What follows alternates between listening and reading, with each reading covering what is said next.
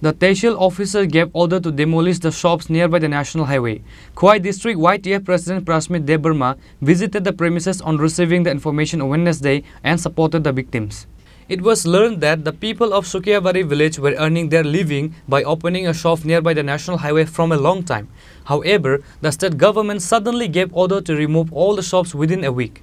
The villagers were heartbroken because of this incident. At such difficult times, Khwai District YTF President Prasmit Debarma visited the premises on receiving the information on Wednesday and stood with the villagers. আজকে আমার সুকিয়াবাড়িতে আসা একটাই উদ্দেশ্য। এই দিদি আপনারা দেখছেন আমার পেছনে, উনি বারবার ফোন করেছেন আমাকে যে ওনারা কি এখানে দোকান সুকিয়া এরিয়া, তারা এখানে কয়েকজন ফ্যামিলি এখানে দোকান দিচ্ছে এই হ্যাঁ highway near by highway.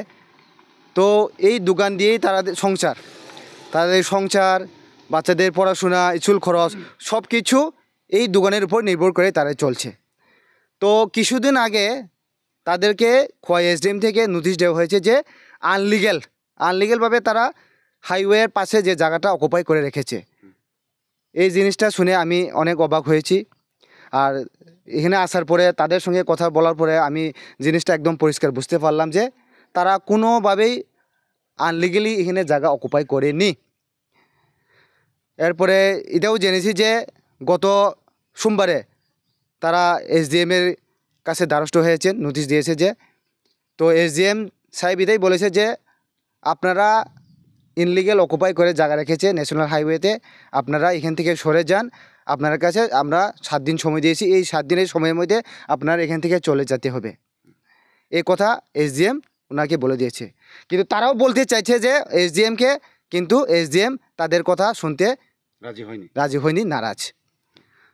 So আমার একটাই বক্তব্য বা আমার একটাই রিকোয়েস্ট থাকবে, সারা ত্রিপুরাতে শুধু একটা হাইওয়ে না, 6টা হাইওয়ে রয়েছে।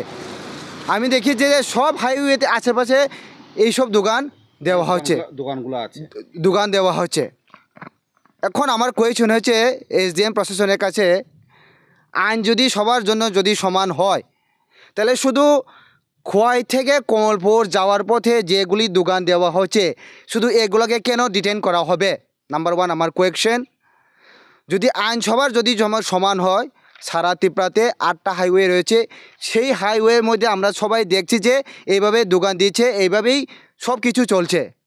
তাহলে কেন শুধু ত্রিপুরাতে, ত্রিপুরা না, শুধু খোয়াই এরিয়াতে পার্টিকুলার তারাকে এখান থেকে নোটিশ দিয়ে এখান থেকে সরিয়ে দেবে? আমার 1 নম্বর কোয়েশ্চেন এটাই।